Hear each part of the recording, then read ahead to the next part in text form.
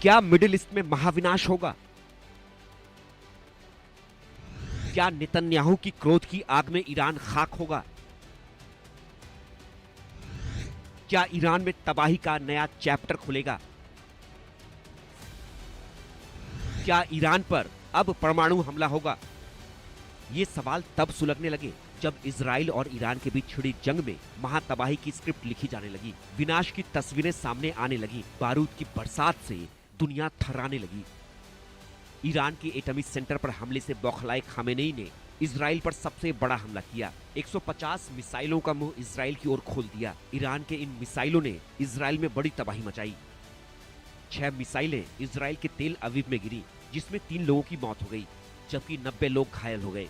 तेल अवीव में कई इमारतें तबाह हो गईं। यरूशलेम में भी धमाके की आवाज सुनी गई। ईरान ने दावा किया कि मिसाइल इजरायली रक्षा मंत्रालय पर भी गिरी। ईरान का पलटवार कितना जबरदस्त था, विनाश की ये तस्वीरें साफ साफ बयां कर रही हैं। इन हमलों से इजरायली पीएम नेतन्याहू इंतकाम की आग में जलने लगे। ईरान में महाविनाश की स्क्रिप्ट तैयार करने लगे। ईरान के एटॉमिक ठिकानों पर हमले के बाद खामनेई की गर्दन मरोड़ने का प्लान बनाने लगे।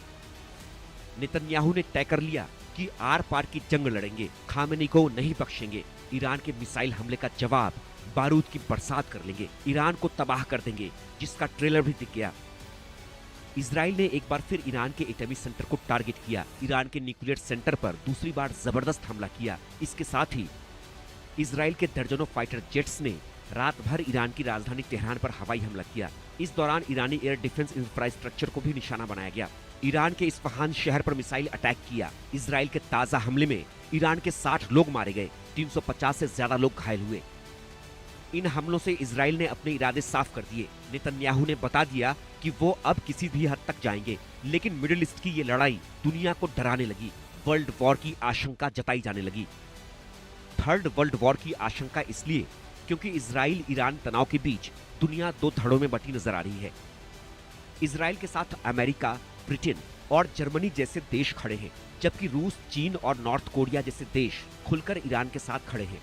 संयुक्त राष्ट्र में चीन के डिप्लोमैट फू कांग ने ईरान पर इजरायली हमले की निंदा की और उससे मिलिट्री एक्शन रोकने की मांग की। लेकिन नेतन्याहू के रुख से साफ है कि वो रुकने वाले नहीं हैं, थमने वाले नहीं हैं। वो ईरान पर हमला तेज करेंगे। ऐसे में सवाल है कि क्या मिडिल ईस्ट की लड़ाई वर्ल्ड वॉर की वजह बनेगी?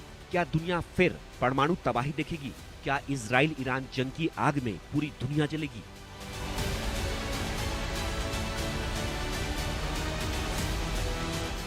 Bureau report, India news.